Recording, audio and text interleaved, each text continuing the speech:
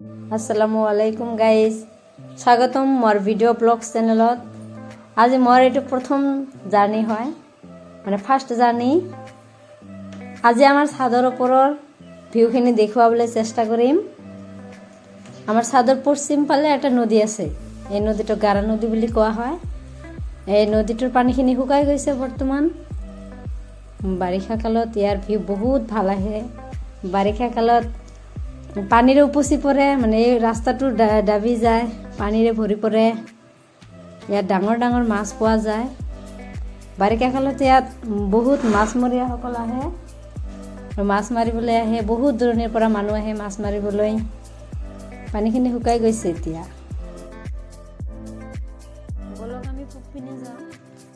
তাত আমাৰ এটা মছজিদ আছে, নতুনকৈ বনোৱা মছজিদ। মছজিদটো নতুনকৈ বনাইছে। আমাৰ সমাজখন নতুনকৈ হোৱাৰ বাবে সৰুকৈ এটা মছজিদ বনাইছে।